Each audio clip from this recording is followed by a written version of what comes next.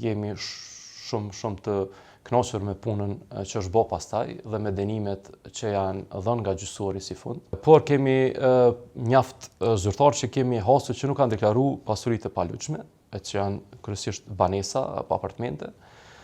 Kjo pjesërisht edhe për shkak të konfuzitetit, sidomos në sistemin e ndërtimit, ku një numër i madh i ndërtesave, edhe pse janë kryer, nuk janë pranuar në aspektin teknik të tyre dhe rrëdhimisht nuk janë regjistruar në Agjencinë Katastrale të Kosovës, por e mira është që gjitha këto janë regjistruar për qëllimin të tatimit. Çka ka ndodhur me këto raste, zotëri Buleshka, kur janë zbuluar? Ne kemi përcjellur në Prokuri të Shtetit për hapat më të tjeshëm.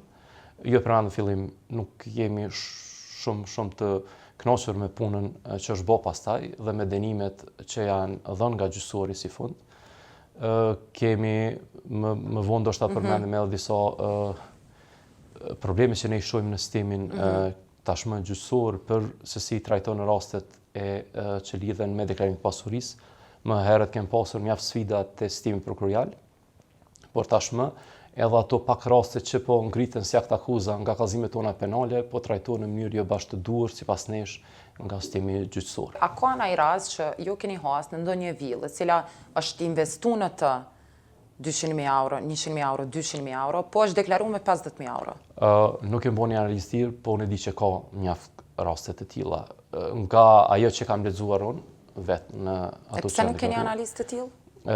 Sepse është një proces i cili kërkon më shumë burime njerëzore dhe më shumë kapacitete të analizave që ne nuk i kemi për momentin. Për momentin jemi duke kryer një vlerësim goxha matematikur, nuk kemi ende duke kaluar te analiza shumë e thellë.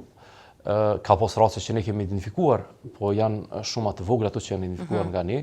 Unë nga ata që nuk i kemi deklaruar, ka pas raste edhe të nivelit goxha të lartë, ku për shembull pasuria truall dhe shtëpi raportohet me vlerë 20.000 euro, ndërsa është marrë një kredi 60.000 euro për riparimin e asaj shtëpie. Për mua do të duhet të rritet vlera e asaj shtëpie 60.000 euro sepse është marrë një kredi për renovimin e saj. Çka bëni në këto raste kur i hasni këtu? Në këto raste kërkojmë shpjegim. Nëse ju analizë të thellë? Ne kërkojmë shpjegim se si është e mundur kjo që pastaj shpjegimi është që ligji pastaj kërkon që çmimi i shtëpisë të jetë bazuar ose në çmimin që e keni bler apo në vlerësimin që e bën Departamenti për Vlerësim të Tatimit në pronë.